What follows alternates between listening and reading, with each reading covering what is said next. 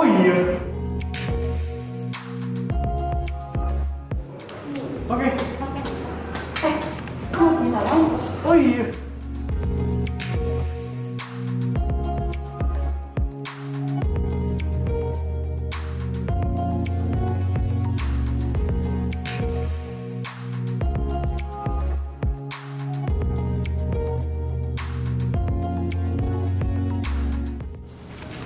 Oke. Tadi dulu, udah cek dulu. Oh iya.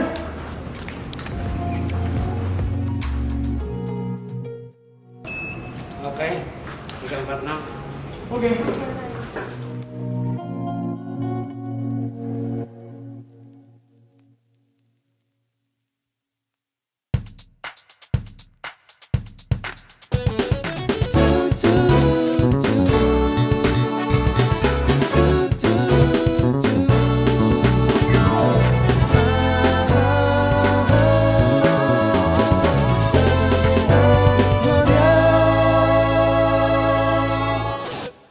Mari kita sambut host kesayangan kita, Rahel dan Ripka.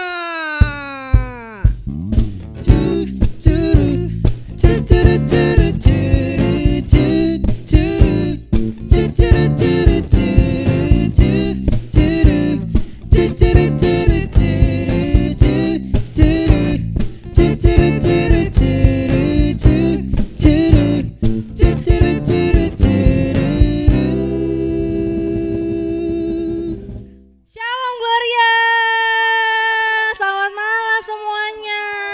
Iya, aku hari ini gak sendiri loh, ada temen aku Ripka. Yeay.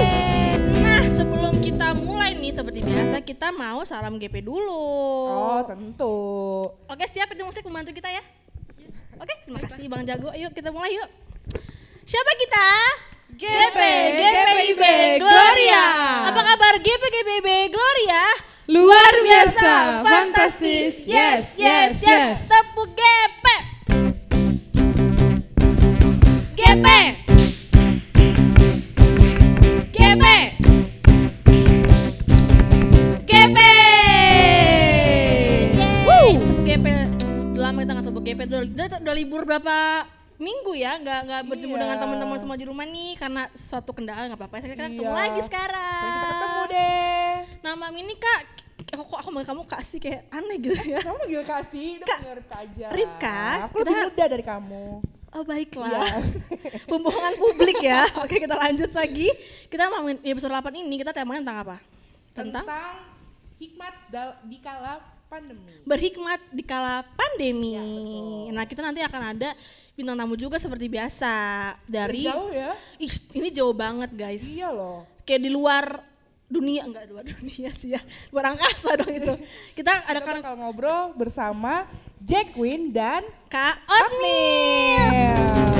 Kalau Glorian sejati pasti pada kenal sih Mereka sama GP loh, mereka GP. GP Glorians. Ada yang di Ambon sama ada yang di Dan Semarang. Semarang. Jadi kita akan ngobrol-ngobrol secara virtual, virtual. gitu. Nanti ada Jacqueline sama Kak Otnil. Nanti kalau sama Jacqueline kita baca tuh kesulitan-kesulitan dia di kala pandemi di Iya, Ambon. sebagai pemuda Iya, Glorians. kalau Kak Otnil Dokter loh dia, Kak buat yang belum Otnil. tahu itu profesi sebagai dokter. Jadi kita akan tanya-tanya sama Kak Otnil nih, gimana kabar di sana, gimana perkembangan Covid dan sebagainya. Dan pastinya kita akan juga akan renungan singkat dari Bu Pendeta Ritia. Ya, jadi malam ini pasti bakal seru banget, banget. selain tentang Covid, tentang hikmat, ada renungan singkat juga dari Bu Pendeta. Jadi stay tune ya guys ya. Stay tune. Oke nih, sebelum kita mulai kita doa pembukaan dulu pasti. Kita doa dulu ya. Yuk, lipat tangan, tutup mata, kita berdoa. Tuhan Yesus yang baik, terima kasih Tuhan karena pada malam hari ini Tuhan di episode 8 ini kami telah berkumpul kembali untuk bisa melayani Tuhan dan juga melayani para pemuda yang nonton di rumah Tuhan. Ya Tuhan kita berkati acara ini Tuhan Yesus yang baik di awal, tengah hingga akhirnya, juga buatlah teman-teman pemuda di rumah sehingga bisa ikut mengerti juga, memahami dan menerapkan firman Tuhan dalam kehidupan mereka sehari-hari, dari kehidupan kami sehari-hari. Terima kasih Bapak yang baik, kiranya mengampuni segala dosa dan kesalahan kami. Dalam nama Yesus kami berdoa dan mengucap syukur. Haleluya, puji Tuhan. Amin. Amin. Nah, ini karena Sebelum kita semuanya, kita udah mau mulai nih. Iya. Tapi kita mau dengar kesaksian dulu ya? oh seperti biasa Iya. dari Dari Ini- favorit kita nih. Aduh, favorit banget sih. GP Favorit Gloria banget. Favorit bangsa nih kayaknya nih. Ini kayaknya Kalian sering nonton pasti tahu ini kesaksiannya dari kayak siapa. aset bangsa deh ini pokoknya nih. Pokoknya yang nyanyi tuh Bang Jago gitu nyanyi. Saking jago itu, Abang aduh. jago. Pokoknya ini jago banget deh. Siapa lagi kalau bukan Teh Hilim Music. Selidiki aku, lihat hatiku, apakah ku sungguh mengasihimu, Yesus, Kau yang Maha Tahu dan menilai hidupku. Tak ada yang tersembunyi bagimu.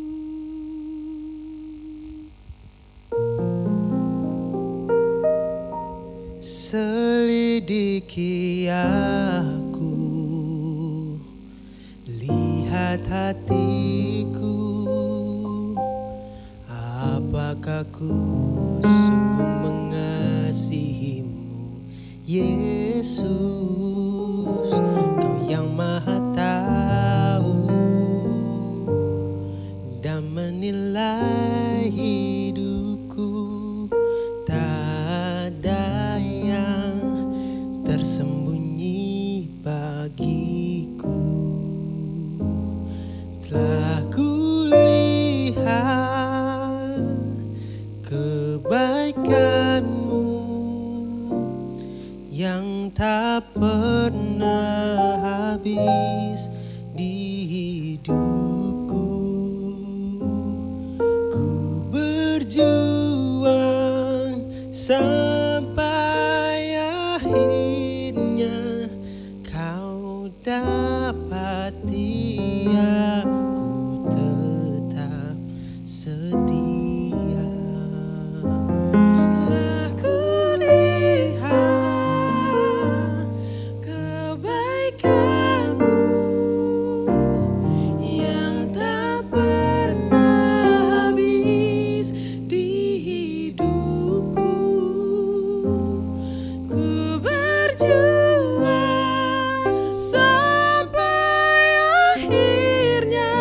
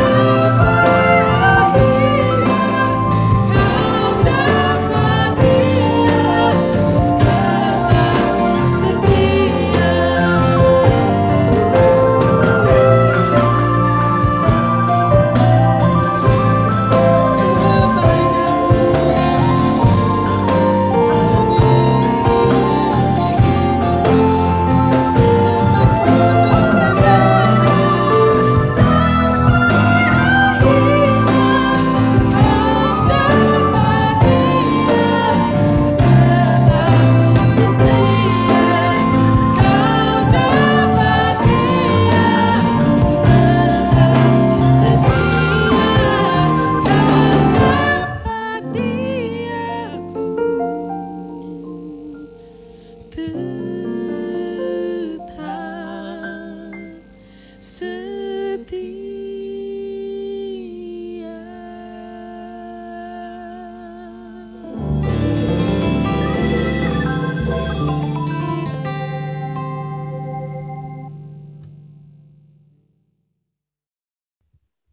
Nah, sekarang kita mau ngobrol-ngobrol nih Ripka sama teman-teman pemuda. Oh ya, siapa tuh?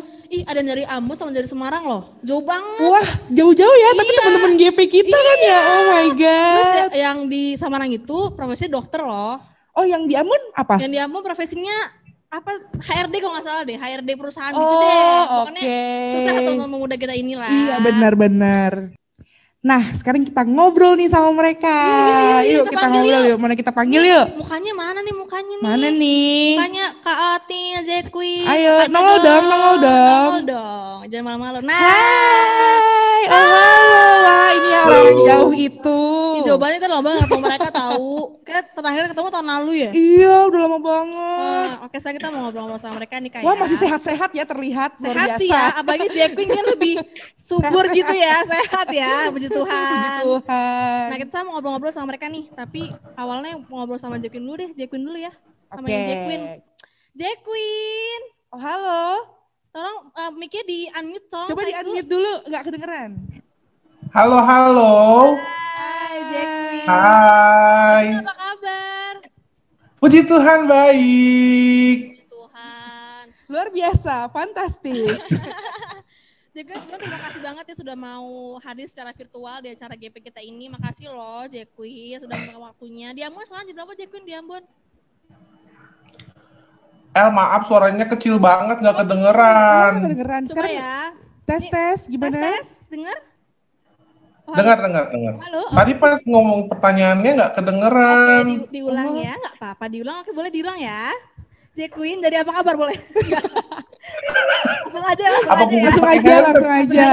Tadi pas lu ngomong pertanyaannya suaranya kecil banget, langsung Oke, tiba-tiba pertanyaannya hilang, hanya tiba-tiba jam dia berapa lagi. sekarang di Ambon, Iya, Jack jam berapa Queen? sekarang di Ambon, Jack Queen? Itu aja pertanyaannya kok. Jam berapa sekarang di Ambon? 8:30. Setengah 9. Oh, 9 PM.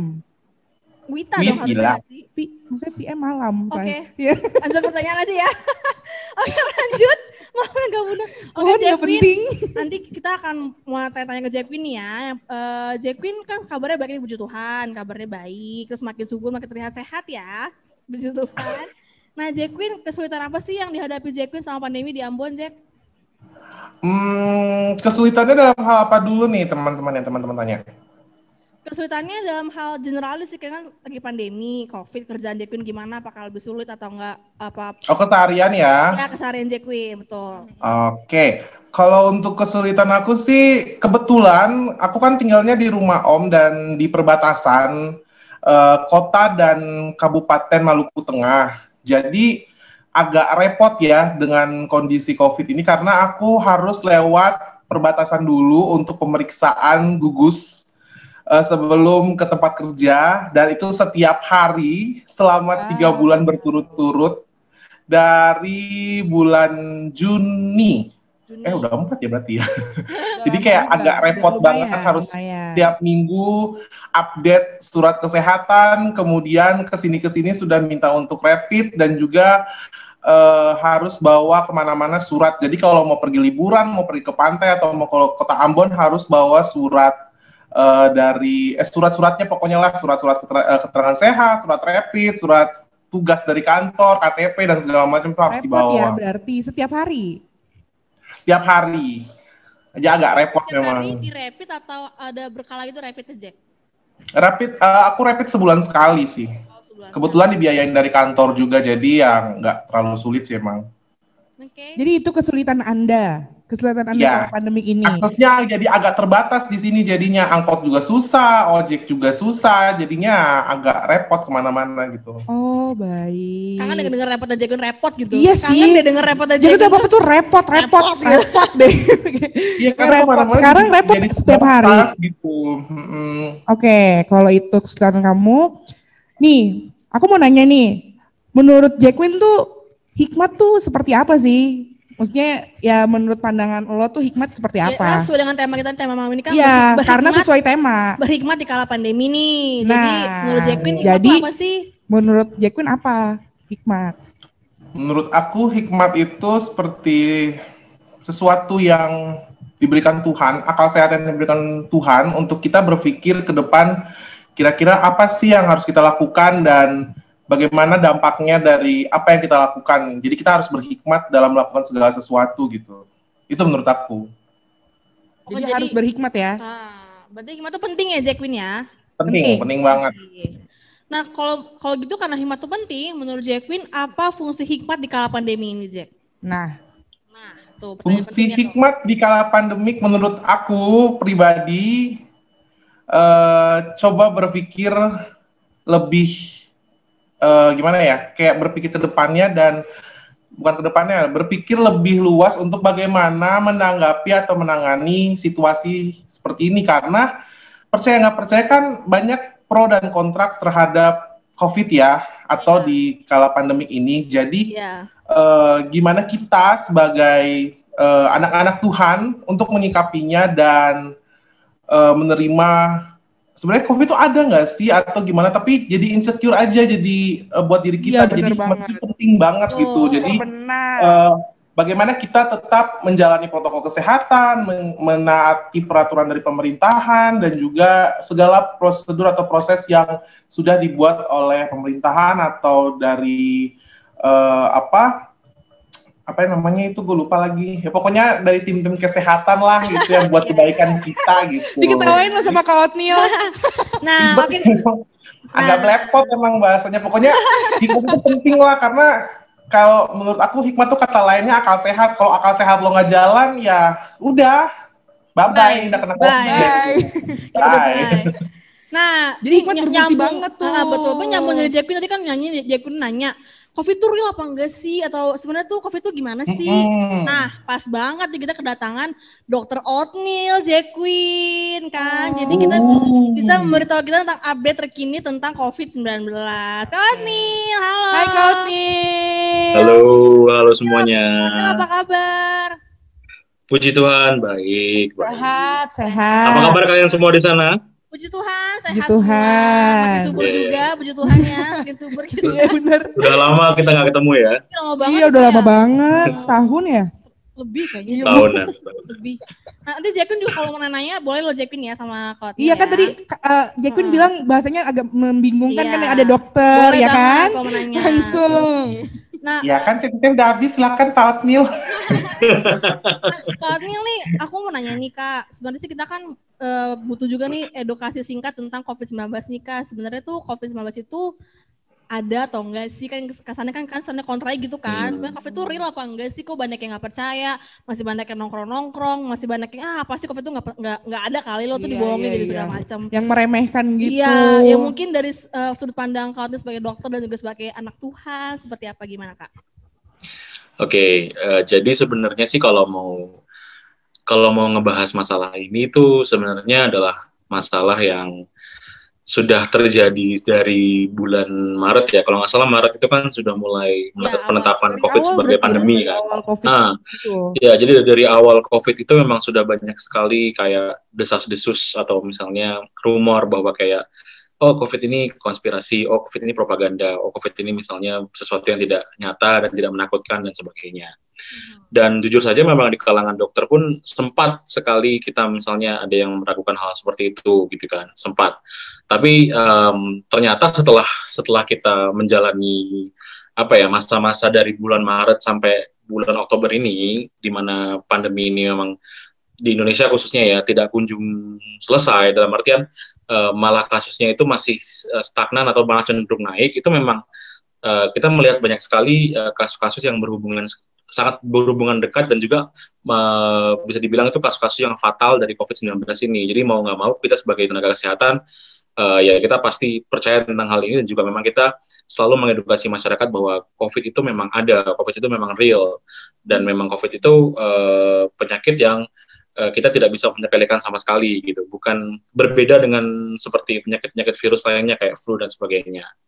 Nah, kalau misalnya kita mau bicara tentang masalah COVID itu nyata atau tidak, itu sebenarnya mungkin teman-teman yang di luar rumah sakit atau di luar fasilitas kesehatan itu mungkin tidak melihat secara langsung tentang bagaimana orang ya.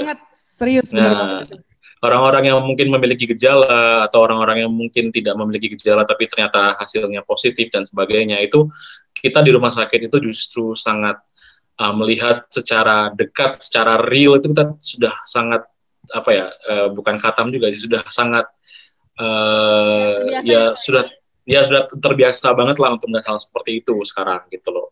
Bukan sesuatu hal yang mengenakan, jelas kan, tapi itu bukti bahwa COVID itu memang benar-benar ada. Dan teman kita juga sempat juga teman saya itu sempat ada yang kritis masuk ICU segala. Dokter ya Kak? Dokter juga, dia di bagian saraf. Oh iya ya. Dokter udah banyak yang gugur gitu kan. Itu dia. Teman angkatan saya, junior angkatan saya di FK UKI ada yang meninggal juga karena COVID. Iya, dan Mike Marampe. Dan juga teman saya kemarin itu yang senior saya itu juga dia kena COVID kritis, sempat kita sudah bersiap untuk yang terburuk, cuman puji Tuhan Tuhan memberikan kesempatan, dia memang masih bisa untuk selamat survive dan akhirnya bisa lepas alat bantu nafas dan sebagainya gitu. Nah itu dia Kak, jadi di sini tuh kan Kak Otniel sebagai dokter ya, saya Kak Otniel adalah memiliki pekerjaan yang bertemu langsung gitu sama orang-orang yang COVID, iya, mempertaruhkan nyawa lah di situ. Nah, maksudnya apa sih yang menguatkan Kak Otniel biar bisa menjalani keseharian Kak Otniel sebagai seorang dokter? Yang pertama tentunya nggak lepas dari pertolongan Tuhan ya, itu yang paling utama sih. Karena sampai saat ini memang kalau kita hanya mengandalkan diri kita sebagai manusia, yang ada itu cuma kesombongan sama putus asa ya, kalau misalnya kita cuma mengandalkan diri kita sendiri sebagai manusia. Dan yang kedua juga mau nggak mau, karena memang saya sebagai dokter itu sudah disumpah untuk ada sumpahnya, sumpah Hipokrates itu kita bersumpah untuk ya melayani pasien kita, melayani orang-orang yang sakit yang membutuhkan itu dengan sekuat tenaga. Jadinya memang kita berpegang teguh sama hal itu. Jadi kita memang tidak bisa sama sekali untuk abandon atau mengabaikan orang-orang yang sakit itu, meskipun kita ya mempertaruhkan yang namanya ya tadi bilang mempertaruhkan nyawa atau mempertaruhkan keselamatan kita, seperti itu sih dari saya. Dan juga keluarga saya juga sangat support sekali, terutama keluarga yang di Bekasi, mama bapak saya, adik saya, semuanya support. Mereka tahu kondisi kita, mereka tahu kondisi pekerjaan saya yang mungkin yang sangat berisiko, jadi mereka juga support, ngirimin vitamin dan sebagainya. Itu sih yang sangat-sangat membantu untuk menguatkan selama kita ada di sini sih. Support, karena kan notabene ini kan kita di sini di Semarang ini mau balik ke Bekasi, mau balik ke Jakarta pun itu kan nggak bisa kan, karena kita lebih takut kita di sini membawa virus, membawa hal yang tidak kita ketahui ke keluarga daripada rasa kangen kita sama keluarga kita di sana. Lewat Zoom aja dulu gimana? Zoom aja. Iya, lewat Zoom. Kita lewat Zoom atau call gitu-gitu. Orang tua kan rentan kayak kelompoknya rentan terkena COVID-19, kita harus berhati-hati. Tapi benar kata Kotnya tuh, emang kan Tuhan menempatkan Kotnya sebagai dokter karena pasti ada rencana Tuhan yang indah. Betul banget. Amin. Betul banget. Berhikmat juga. Jadi ada yang mau tanya ke Kotnya? Ada Jack? Aku mau tanya dong, boleh? Boleh. Apa singkat aja ya? Iya, panjang banget kayak kereta. Gak usah yang repot-repot, ayo coba. Apa pertanyaannya? Mau nanya ke Otniel, kan untuk saat ini kan kayaknya kasus untuk apa tuh singkatannya OTG. Yang orang nggak pakai gejala apa? OTG. Tanpa gejala, nggak pakai gejala. Tanpa gejala. Iya, kayaknya kan kasusnya kan sekarang kayak agak sedikit tidak terlihat ya. Dan apakah kalau aku menanya menurut Kak Otniel, mereka tuh masih ada nggak sih orang-orang OTG itu yang orang tanpa gejala itu yang bertebaran atau berkeliaran gitu, yang nggak pernah kita nampak gejalanya, tahu-taunya gue COVID, ya ampun, padahal gue sehat gitu. Menurut Kak Otniel itu gimana? Oke, jadi memang kalau misalnya kita bicara tentang OTG itu memang kita sulitnya kita mendeteksi OTG itu adalah karena ya tadi berdasarkan namanya ya, dia kan OTG itu orang tanpa gejala, jadi dia nggak ada gejala yang kelihatan, nggak ada yang nampak, sehingga orang-orang seperti ini tuh sangat jarang ditemukan memeriksakan dirinya sendiri secara sukarela, karena dia merasa bahwa saya nggak ada gejala, saya nggak ada apa-apa nih, jadi saya nggak usah periksa. Tapi ternyata setelah kita kan di rumah sakit saya itu kan ada screening rutin, ada teman-teman yang juga misalnya habis kontak atau misalnya habis pulang dari daerahnya masing-masing itu dia di screening pakai swab dan sebagainya gitu kan.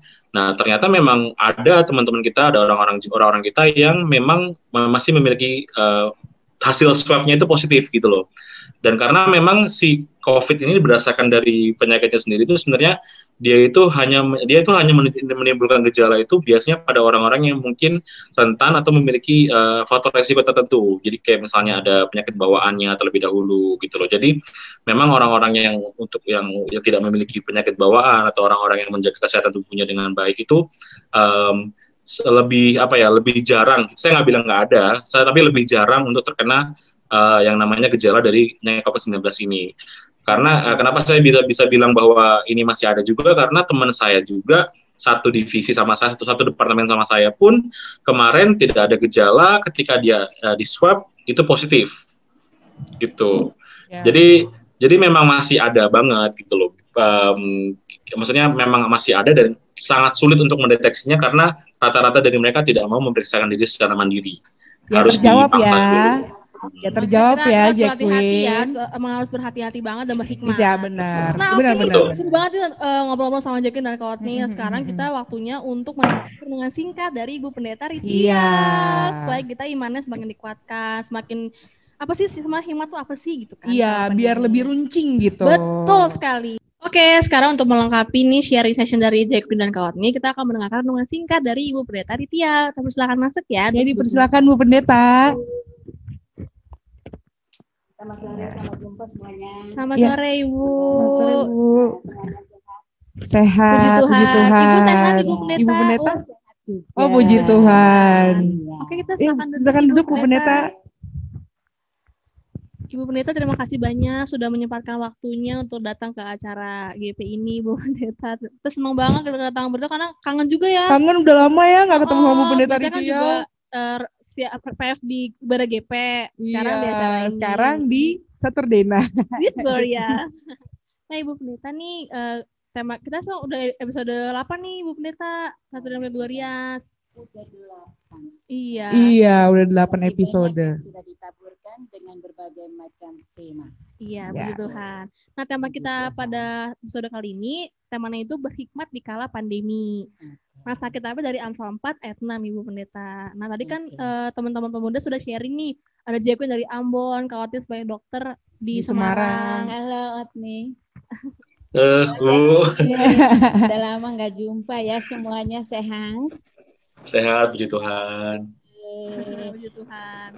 Nah, tadi kan mereka sudah cerita nih Bu Pendeta tentang Jacqueline berhikmat di kala pandemi, katanya penting banget. Terus dia kesulitannya itu, kesulitan apa? Akses kerja di sana ya. Iya, setiap hari dia sibuk harus lewat COVID, jadi harus cek kesehatan terus. Juga akses ojek semua susah ya Jacqueline, jadinya ya dia kesulitan. Jadi kalau dari Kak Otniel gimana Kak tadi, Kak Otniel? Kalau Kak Otniel setiap harinya ketemu sama pasien-pasien COVID gitu, Bu Pendeta. Beresiko banget kesehariannya Kak Otniel sebagai dokter. Iya, jadi mungkin dari sisi teologisnya gimana menurut Ibu Pendeta berhikmat di kala pandemi untuk para pemuda? Berhikmat di kala pandemi. Oke. Tema kita adalah berhikmat kala pandemi. Nah, kami kira kalau kita berbicara tentang kenyataan dan terutama hikmat dan pandemi, kami kira kita harus dapat melihatnya dari sisi kehadiran kita sebagai pemuda Kristen. Iya, pemuda yang beriman. Nah, untuk itu kami kira kita perlu dasari itu dengan firman Tuhan. Oke? Nah, kalau itu mari kita berdoa sebelum kita mendengarkan firman Tuhan. Kuasailah hati dan pikiran kami Tuhan dengan Roh Kudus-Mu. Mampukanlah kami dengan hikmat-Mu untuk dapat memahami akan kebenaran firman Tuhan ini dan memahami secara baik dan tepat. Apa itu hikmat? Pentingkah hikmat itu di tengah-tengah kenyataan kehidupan ini? Bersabdalah Tuhan, kami siap mendengar. Amin.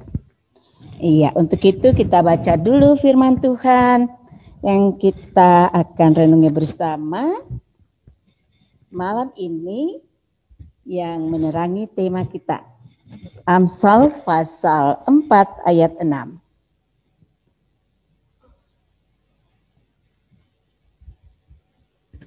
Iya, silakan Ibu Pendeta dibaca aja. Oke. Iya. Amsal 4 ya, ayat 6 mengatakan, janganlah meninggalkan hikmat itu, maka engkau akan dipeliharanya.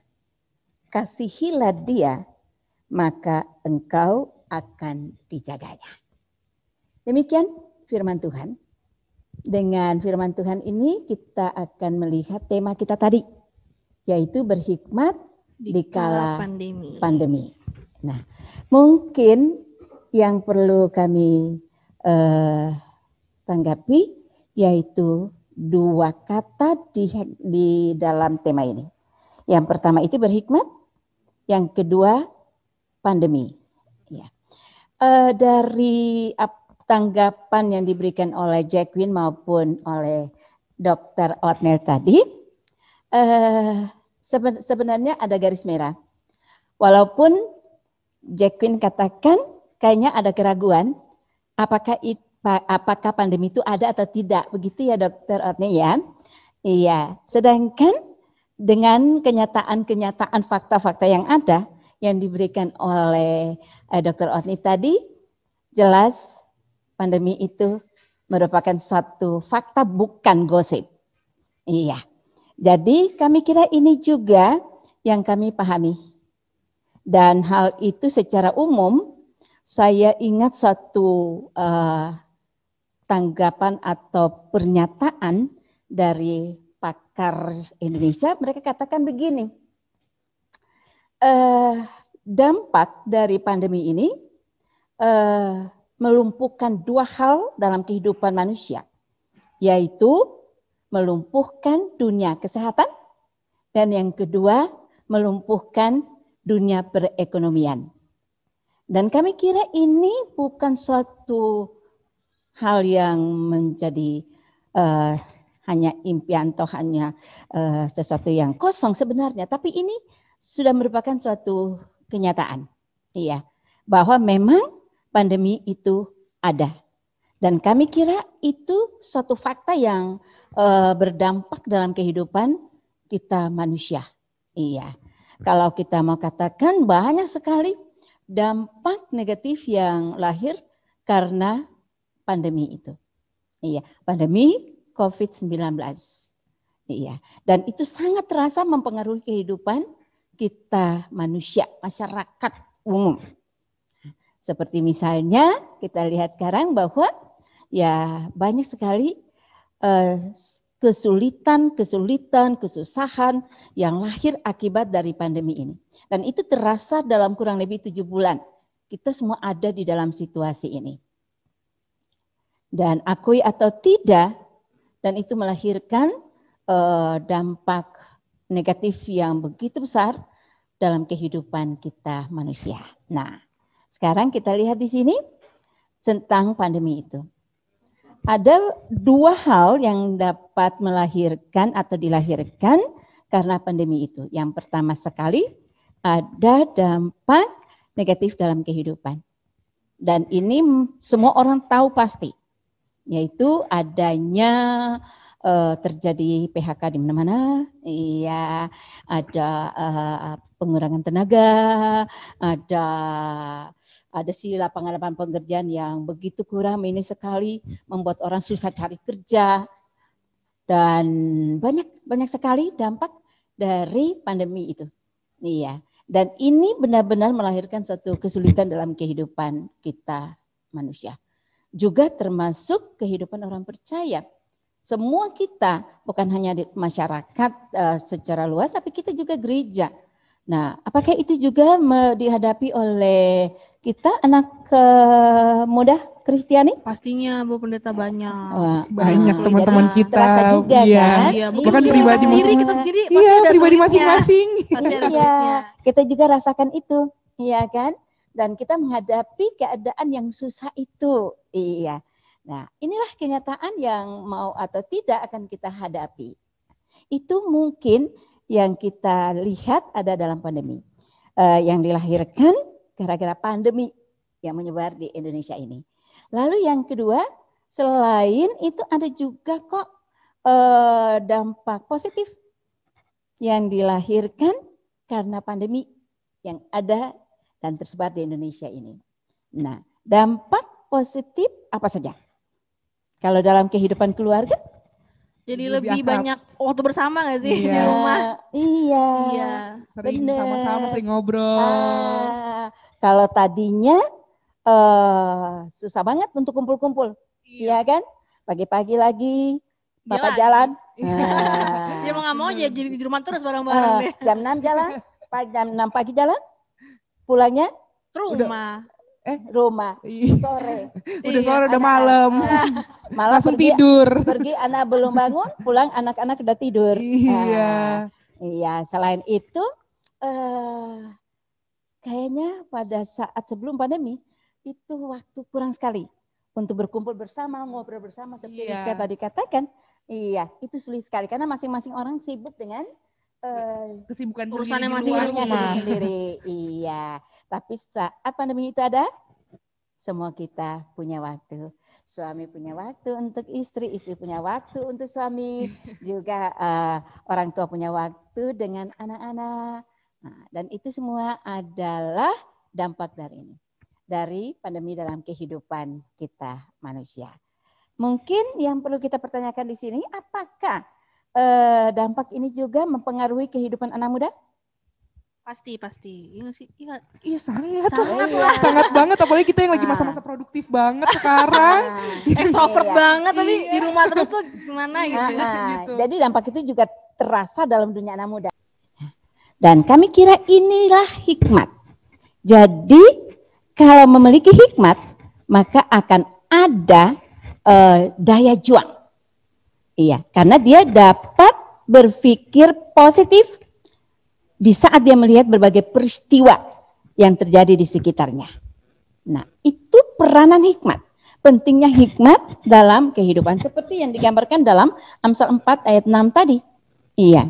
Jadi di situ sebenarnya Amsal dihadirkan sebagai manusia yang mengajak dan mengajar supaya jangan meninggalkan hikmat. Jangan melupakan hikmat, tapi berpeganglah pada hikmat. Maka apa yang akan diperoleh? Pemeliharaan dalam kehidupan. Itu. Sedangkan kasihilah dia, yaitu kasihilah hikmat, maka dikatakan akan memperoleh penjagaan dari Tuhan. Perlindungan dari Tuhan. Nah, itu kalau memiliki hikmat dalam kehidupan. Selalu meyakini bahwa ada pemeliharaan, ada perlindungan dalam kehidupan oleh Yang Maha Kuasa, yaitu Tuhan kita.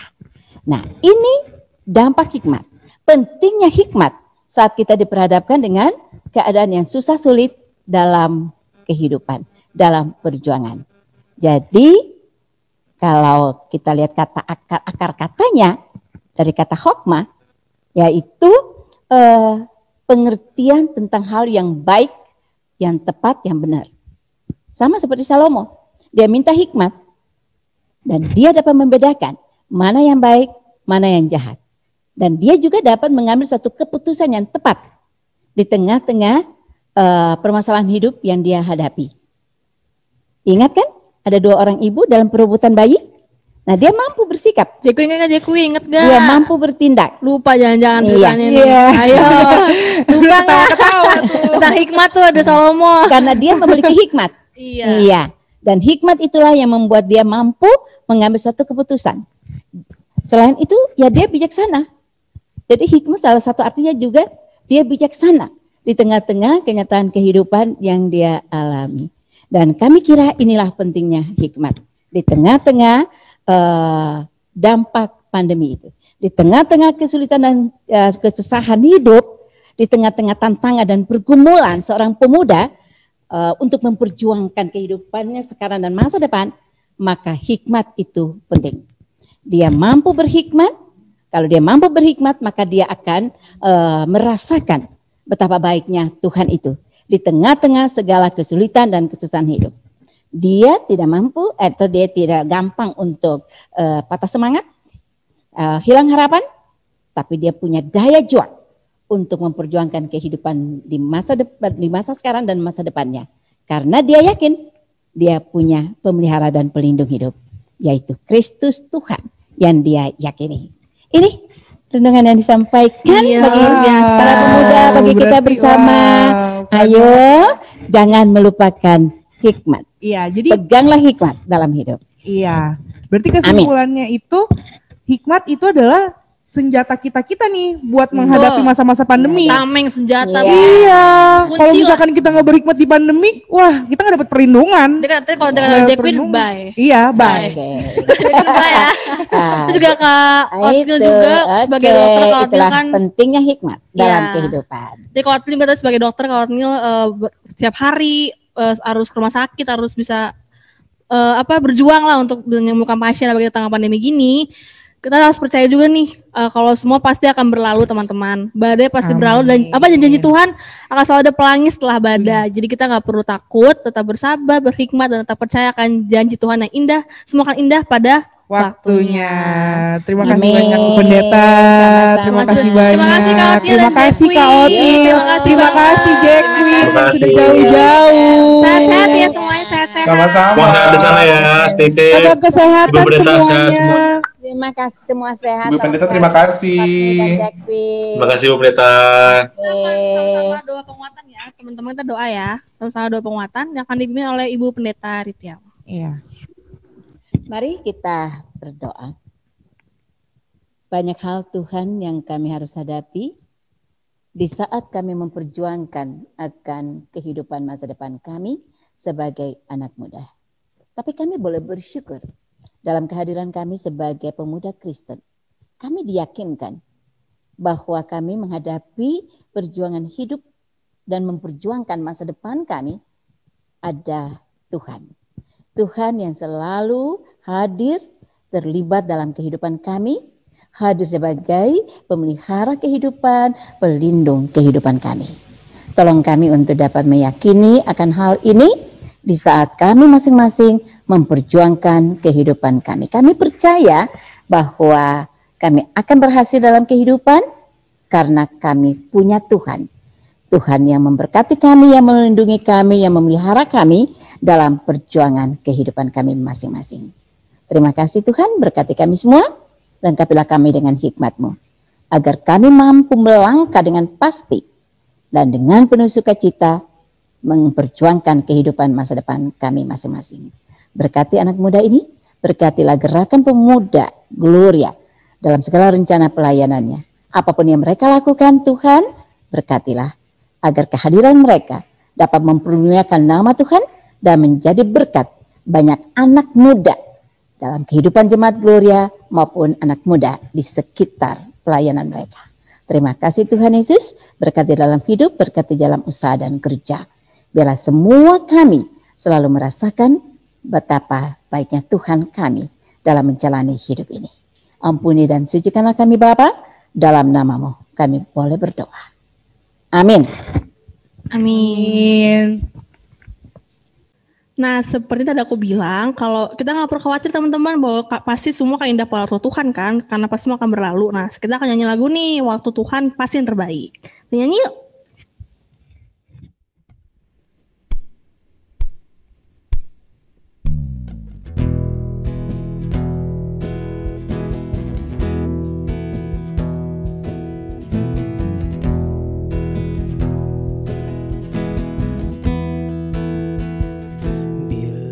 Kau izinkan sesuatu terjadi,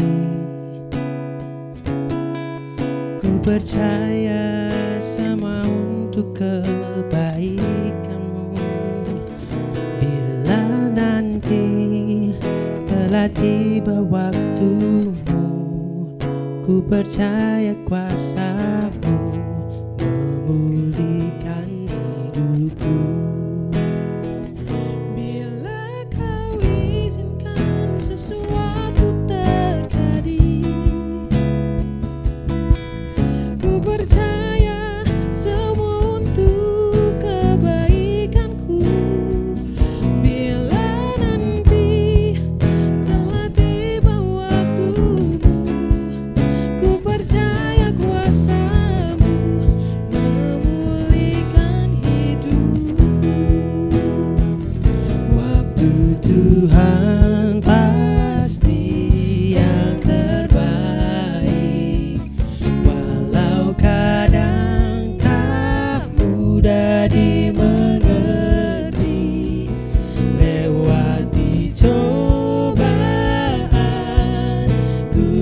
tetap percaya waktu Tuhan pasti yang terbaik. Waktu Tuhan pasti yang terbaik. Walau kadang tak mudah dimengerti, lewati cobaan ku tetap percaya waktu Tuhan pasti yang terbaik. Lewati cobaan ku tetap percaya waktu Tuhan pasti yang terbaik.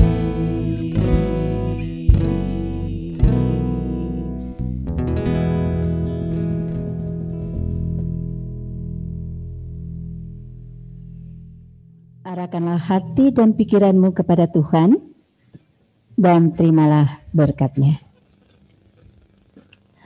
Anugerah Tuhan kita Yesus Kristus, kasih setia Allah Bapa, dan persekutuan Roh Kudus tinggal menyertai semua kita dari saat ini terus kekal sampai selama-lamanya.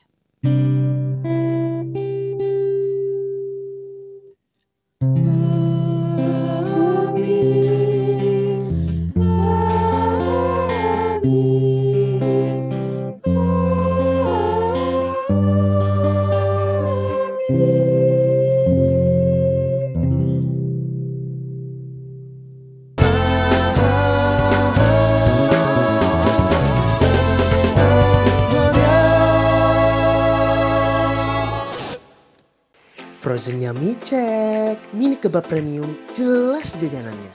By Alicia Josephine Wairata. Ada kebab original dan black kebab. Bisa request juga loh, isiannya tanpa sayur atau pakai sayur. Mau pedas atau tidak pedas. Pas banget deh buat kamu yang mau jajan di rumah aja. Bisa langsung pesan di Instagram @frozenyummy_ajw atau bisa langsung hubungi Alicia Wairata di Instagramnya @aliciajosephinew. Yuk dipesen yuk.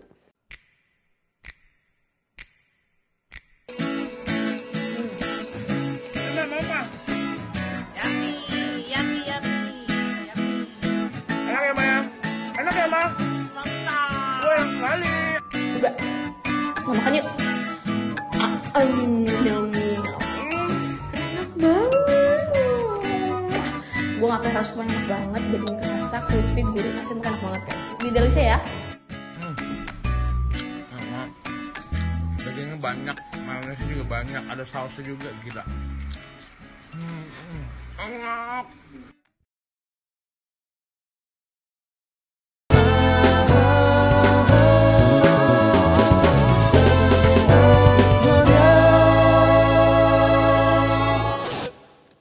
Oke teman-teman, telah sampai di penghujung acara nih. Seru banget ya kita ngobrol-ngobrolnya sama kawannya, sama Jacqueline juga, sama Ibu Pendeta. Tapi sebelum kita berpisah nih, seperti biasa kita harus nyanyi Mas GP dulu. Ya Ibu Pendeta ya, supaya kita semangat gerakan pemuda. Jacqueline sama kawannya masih ingat Mas GP kan?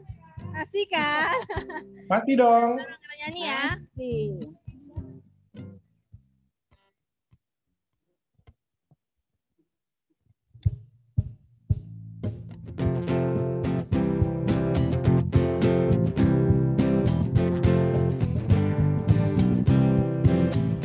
Ya di dalam iman percaya pada Kristus Tuhan, kami pemudi dan pemuda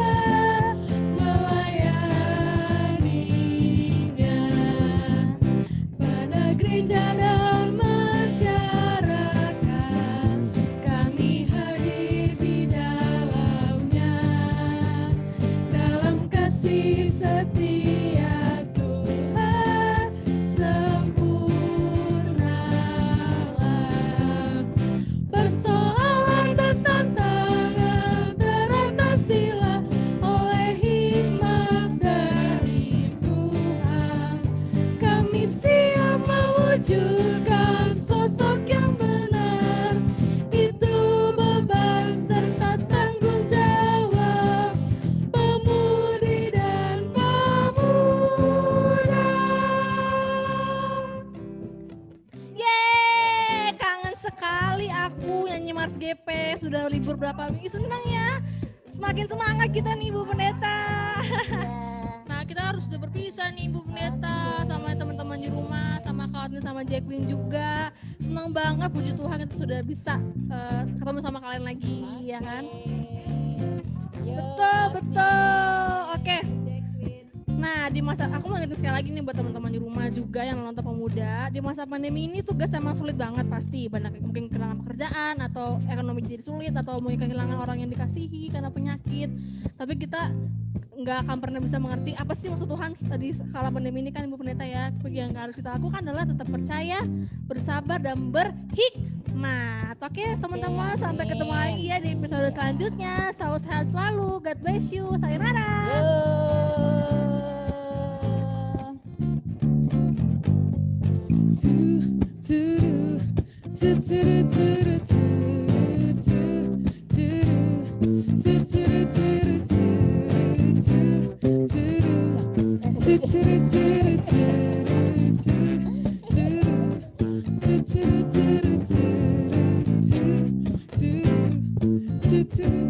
Do